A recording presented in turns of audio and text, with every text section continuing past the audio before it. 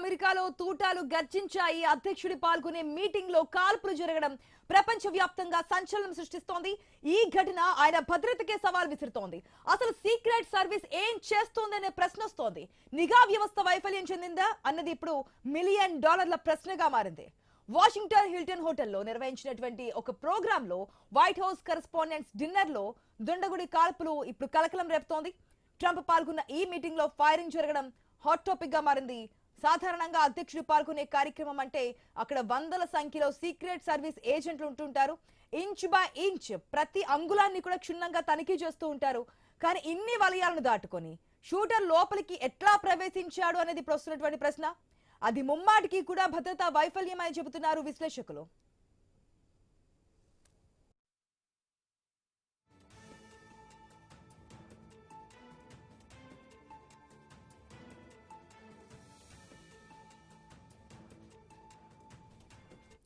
మనం స్క్రీన్ లో రెండు విజువల్స్ చూస్తున్నాం. ఫస్ట్ విండోలో 2024 లో అంటే గతంలో 2024 జూలైలో ఎన్నికల ప్రచారంలో జరిగినటువంటి అటాక్ కి సంబంధించినటువంటి విజువల్స్ అవి. అప్పుడు పెన్సిల్వేనియాలో ఎన్నికల ప్రచారం చేస్తున్నారు ట్రంప్. ఆయన మీద ఒక్కసారిగా షూటింగ్ జరిగింది. కాల్పులు జరిగిన తర్వాత ఆయనకి కుడి చెవికి గాయమైంది. వెంటనే అక్కడి నుంచి భద్రతా సిబ్బంది తరలించినటువంటి దృశ్యాలు అవి. 2024 లో ఎన్నికల ప్రచారం సమయంలో పెన్సిల్వేనియాలో జరిగినటువంటి ఘటన మనకి బ్లాక్ అండ్ వైట్ లో ఫస్ట్ విండోలో కనిపిస్తున్నటువంటి దృశ్యాలు. నెక్స్ట్ మనకి సెకండ్ విండోలో ఇప్పుడు ఏదైతే డిన్నర్ మీటింగ్ చోటు చేసుకుందో, డిన్నర్ మీటింగ్ లో కాల్పులు చోటు చేసుకున్నాయో దానికి సంబంధించినటువంటి విజువల్స్. ఇప్పుడు కూడా సేమ్ సిచ్యువేషన్. అంటే భద్రత ఎక్కడ వైఫల్యం చెందుతుంది, గతంలో కూడా ఇటువంటి పరిణామాలు చూసుకున్న తర్వాత ఇంకా ఇటువంటి వైఫల్యాలు తలెత్తడం ఏ విధంగా చూడాలనేది ఇప్పుడు వస్తున్నటువంటి ప్రశ్న. ట్రంప్ కూడా అదే అంటున్నారు. అత్యుత్తమమైనటువంటి అంటే ఇంకా అత్యంత భద్రత కావాల్సి ఉంటుంది అనేది ట్రంప్ కూడా మాట్లాడుతున్నారు. రాబోయే రోజుల భద్రతకు సంబంధించి ఎటువంటి యాక్షన్ తీసుకోబోతున్నారని కూడా చూద్దాం. ఇప్పుడు ఏదైతే కాల్పులు జరిపారో ఆ పర్సన్ కాలిఫోర్నియాకి సంబంధించినటువంటి వ్యక్తిగా చెబుతున్నారు. విచారణ జరుగుతుందని చెప్తున్నారు. ఇది అమెరికా రాజ్యాంగంపై జరిగిన దాడిగా చెప్తున్నారు. దీనికి సంబంధించి అమెరికాలో చోటు చేసుకున్నటువంటి కాల్పుల ఘటనకు సంబంధించి భారత ప్రధాని స్పందించారు. హింసను ఎవరు ప్రేరేపించరని చెప్పారు. ఎవరు కూడా దీన్ని స్వాగతించరని చెప్పి ట్రంప్ చేసినటువంటి ట్వీట్ కూడా మనం చూస్తున్నాం.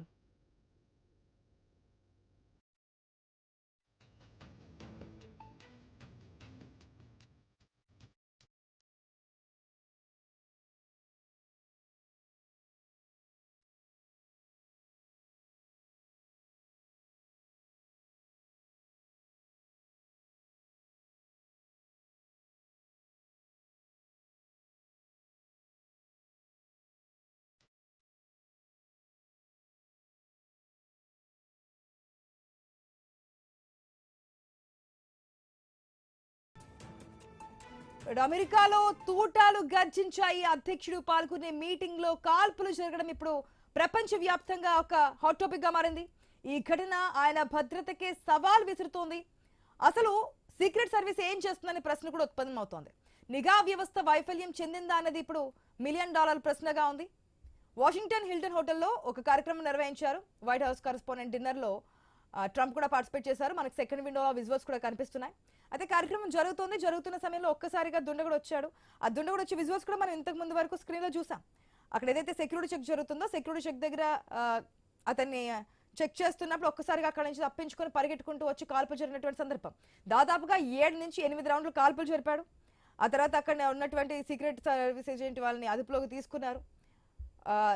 ఏదైతే వేదిక మీద ఉన్నటువంటి ట్రంప్ను కావచ్చు, ట్రంప్ భార్య మెలానియాను కావచ్చు, మార్క్ రూబియో వీళ్ళందరినీ కూడా అక్కడ నుంచి సేఫ్ ప్లేస్ కి భద్రతగా ఉన్నటువంటి ప్లేస్ కి తరలించినటువంటి సందర్భాలు కూడా మనకు కనిపించాయి.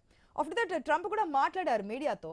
మాట్లాడినప్పుడు ఈ విధమైన దాడిని ఎట్టి పరిస్థితుల్లో ఉపేక్షించము, లేదంటే కనుక ఇది అమెరికా రాజ్యాంగంపై జరిగిన దాడిగా కూడా ట్రంప్ చెప్పినటువంటి మాటలు మనకు కనిపించాయి. అత్యంత భద్రత అంటే ఇంకాస్త భద్రత ఎక్కువగా కావాల్సినటువంటి ఆవశ్యకత ఉంది అని కూడా చెప్పారు.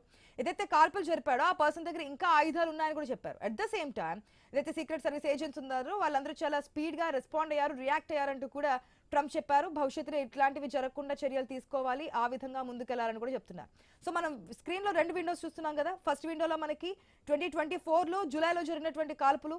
ఆ రోజు నాడు ట్రంప్ కుడి చెవికి ఆ బుల్లెట్ అయితే తగిలింది. అప్పుడు కూడా బ్లడ్ కారడము లేదంటే కనుక అక్కడ ఉన్నటువంటి సిచ్యువేషన్ మనకు కనిపిస్తోంది.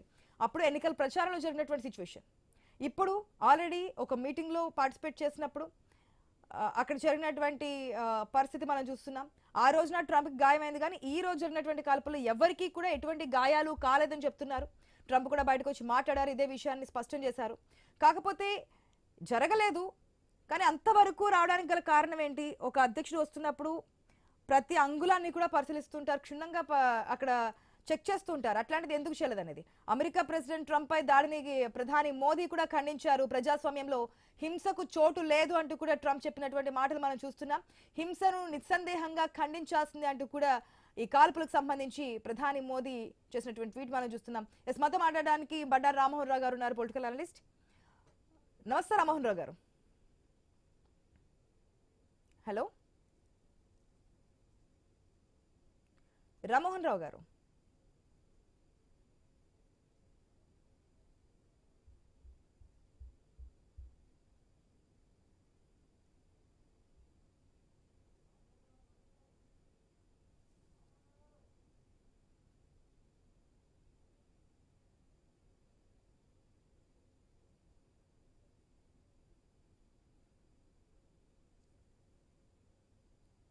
ట్వంటీ 2024లో కూడా అప్పటి వరకు ప్రచారంలో పాల్గొన్నారు ట్రంప్.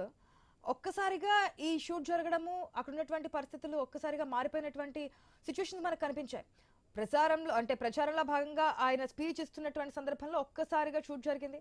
అప్పటికే ఆయన పిడికిలు బిగించి ఆ ప్రచారాన్ని కొనసాగించేటువంటి ప్రయత్నం, కానీ అక్కడ ఉన్నటువంటి భద్రతా సిబ్బంది ఆయన్ని సేఫ్ ప్లేస్ కి అక్కడ నుంచి తరలించిన సందర్భం మనకు క్లియర్ గా కనిపిస్తుంది. ఆయన మాట్లాడుతున్నారు స్పీచ్ ఇస్తున్నటువంటి సందర్భంలో, వెనకాల చాలా మంది అమెరికన్స్ కూడా ఉన్నారు, ఆ స్పీచ్ ని వింటున్నారు, ఎంజాయ్ చేస్తున్నటువంటి సందర్భంలోనే ఒక్కసారిగా గన్ ఫైర్ జరిగింది. ఆ బుల్లెట్ వచ్చి ఆయన కుడి చెవికి తగిలింది, గాయమైంది. వెంటనే అక్కడ ఉన్నటువంటి ఫోర్స్ ఆయన్ని సేఫ్ ప్లేస్ కి తరలించారు. ఇప్పుడు కూడా డిన్నర్ మీటింగ్ లో ట్రంప్ పై ఒక్కసారిగా కాల్పులు జరగడం, కాకపోతే ఇప్పుడు ఎటువంటి గాయాలు కాలేదు. అక్కడ ఉన్నటువంటి సీక్రెట్ సర్వీస్ ఏజెంట్ కావచ్చు, మిగిలిన భద్రతా సిబ్బంది కావచ్చు, ఆయన ఒక్కసారిగా అక్కడి నుంచి తరలించారు. ఆ స్టేజ్ పై నుంచి కూడా ట్రంప్ ని, ఆయన భార్య మెలానియాని, మరి కొంతమంది అధికారులు, మార్క్ రూబియో, వీళ్ళందరూ కూడా అక్కడే ఉన్నట్టు చెప్తున్నారు, హెక్సెత్ వీళ్ళంతా కూడా. సో వారందరినీ కూడా అక్కడి నుంచి తరలిస్తున్నటువంటి విజువల్స్ కూడా మనం క్లియర్ గా చూస్తూ ఉన్నాం.